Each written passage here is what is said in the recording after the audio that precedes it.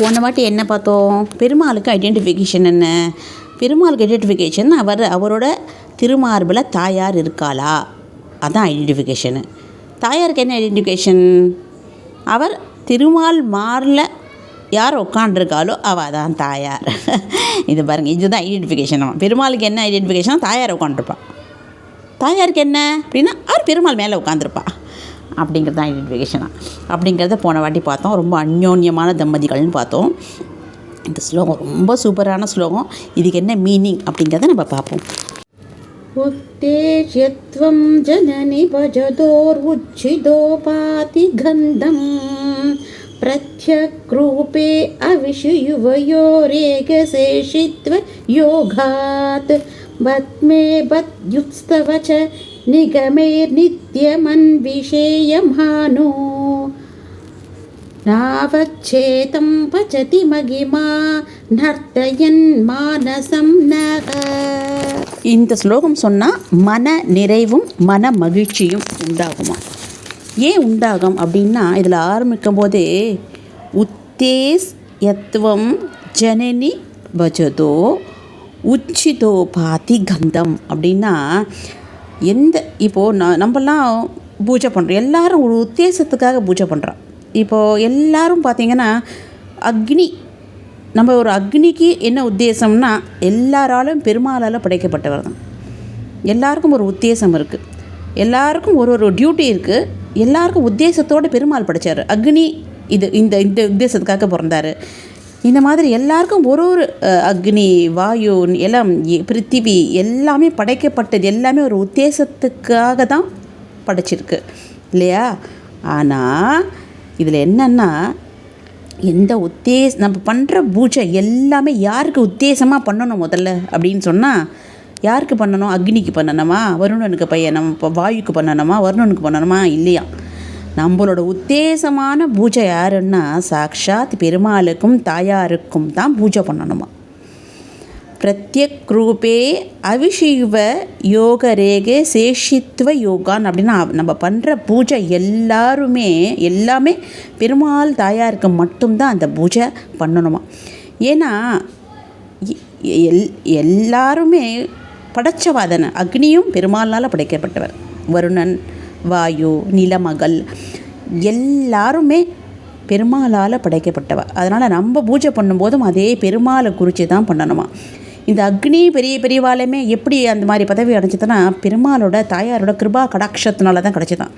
அவளுக்கு ஏதோ சுக்கிருத்தம் போன ஜென்மத்தில் பண்ண பூஜையினால் அவள் பூஜை பண்ணணும்னு மகாலட்சுமியும் தாயாரையும் பெருமாளையும் ஆராதனை பண்ணி அவளுக்கு அந்த பதவி கிடச்சிருக்கான்.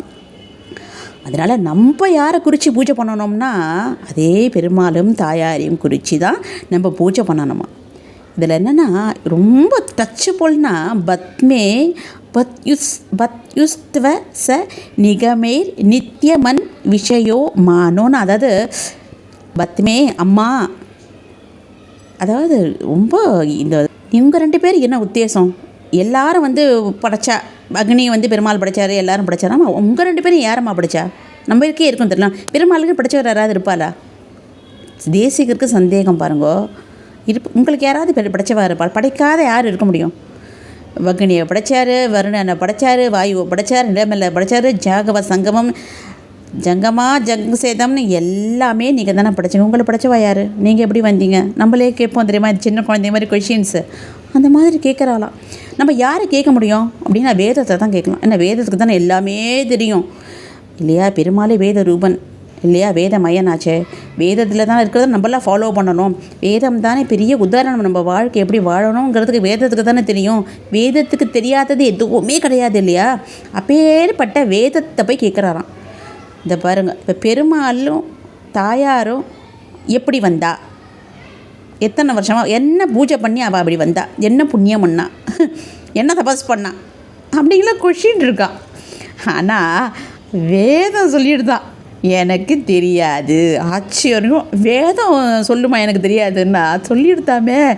வேதம்னு சொல்லுவே, அந்த வேதத்துக்கே தெரியல நீ எப்படி வந்த, நீங்கள் எப்படி வந்தீங்க, நீங்கள் எப்படி தலைவரானீங்க. எப்போவுமே வேதம்க்கு தெரிஞ்ச தலைவன் தலைவினா தாயாரும் பெருமாளும் தானா. வேதத்துக்கே தெரியாத விஷயம்னா யார்?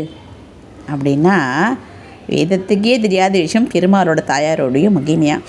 அப்பேற்பட்ட பெருமாளுக்கும் தாயாருக்கும் நான் என்ன தெரியுமா பண்ண போகிறேன், அதில் இதை பிரத்யக்ரூபே அவிஷி யுவையோ ரேகசேஷித்வ யோகான். அப்பேற்பட்ட அந்த பெருமாளுக்கு நான் அவிசு என்னோட சரணாகதி அப்படிங்கிற ஒரு பெரிய ஒரு அவிசி வச்சு நான் யாகம் பண்ண போகிறேன். என்ன யாகம்னா சரணாகதின்ற யாகம் தான் பண்ணுவேன். அதுக்கு பிரசாதம் வேணுமோன்னு, என்ன பிரசாதம், என்னோடய ஆத்மா தான் பிரசாதம். அதுதான் பிரசாதம். அதை தான் உனக்கு நைவேத்தியம் பண்ணுறேன். எல்லோரும் என்ன எல்லாத்துலேயும் ஆத்மாலையும் பெருமாள் தானே இருக்கார். அந்த பெருமாள்கிட்ட இந்த ஆத்மாவே நான் சமர்ப்பிச்சிட்டேன் அப்படின்னு சொல்கிறாராம். நம்ம சொல்லணும், ஒரு ஜீவாத்மாவும் சொல்லணும், இந்த மாதிரி நான் இந்த சரணாகதின்ற யாகத்தை பண்ணி எனக்கு அவிசு உனக்கு அவிசு ஒரு நெய்வேத்தியம்ன்றது என்னோடய ஆத்மா தான்.